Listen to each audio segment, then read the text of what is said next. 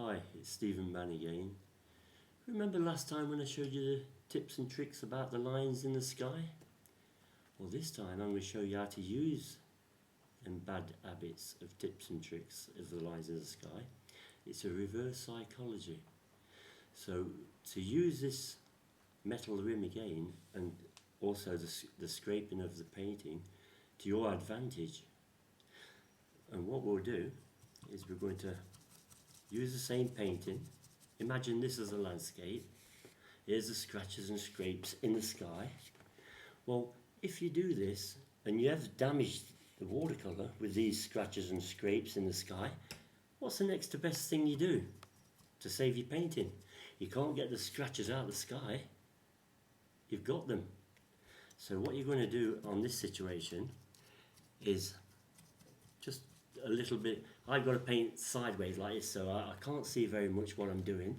But to get rid of those lines, you put a tree on there, like that.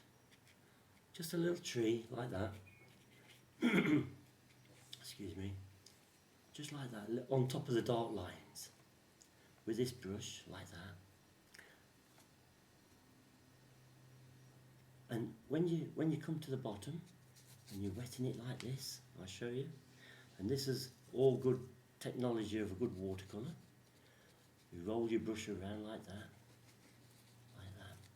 And when you're doing that like that, you get your rim, or if you want to get your rim, and you can scratch the tips and tricks in there. Best to get your back of your brush and scratch like that. So you can scratch some of those lines you're wanting for sticks and twigs. You can use it to your advantage like that. Like that, look. Scratch it in the tree. Like that. And it don't matter about scratching it now because you want it to your advantage. So put a bit more wash on that. Oh, and incidentally, always carry a tissue with you.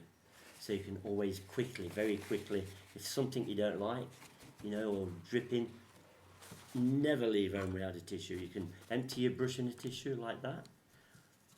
Get a bit more stronger, a pigment, and roll it around like that. Go across if you want, like that. A bit more darker pigment at the bottom, and I'll show you where the scratching and scraping comes in again. And if you do a tree incidentally on the edges, never ever face the tree outwards like that. Always face the tree inwards like that. Like that. So it's pointing inside the painting psychologically. And I'll show you what we're going to do in a minute. I'll get a bit more pigment going at the bottom. Like that. Just as a suggestion, don't look at the picture, I'm painting sideways. It's only to suggest what we're doing. Then we get the stick again, and we can scrape some in like that. Break up the edges with it. Scrape them in like that. They're all sticks and twigs. They'll all be sticks and twigs, they will. Every way I do that. So when you're looking at the painting face on, you can get it more right, of course.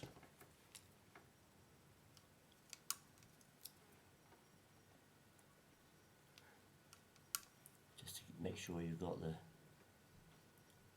stems going down there, just to say it looks a bit too realistic what we're doing.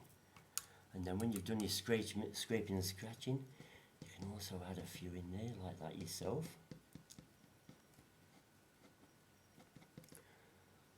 Like that.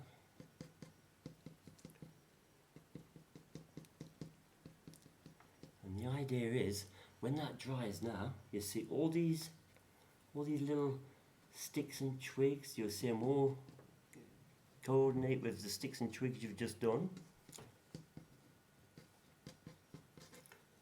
Like that. Now when it dries off a little bit, you'll have to ignore the painting because it's only a very quick swift painting that I'm showing you of the ideas of the. You can also get your finger like that. Any straight edges and anything you don't, like that. You can break up edges with your fingers. Whatever it takes to get that watercolour right, you do. So over all them scratches in the sky there, I put a tree. Now we won't see the dark scratches that's a good idea. It enhances the painting anyway. And obviously you use the right colour greens and whatever. I'm just demonstrating here, just to show you what I do. And if I show you a close-up on this as it's drying, you'll see all them little lines start appearing. Even when anytime it's got to be wet though while you do this. If it's dry, it won't happen so good. It might happen a little bit, but not so good. So, and that's dry there, so it won't happen too much at all there. But while this is all wet, scratch a few in there like that. And you can do it with grass and straw and everything. Now as you see that drying, you'll see them lines appearing in there. Like that. And even in the tree itself, the tree part there, you'll see I've scratched a few in there, just a few branches. You can go back to that and you can put the colours in, the greens and whatever, the golds or anything like that. So when that's dry, you see all the lines dominating what you've just done with the stick. And ladies and gentlemen, I'd like to thank you for joining me again on a tip and trick. And ready for next time. Bye bye.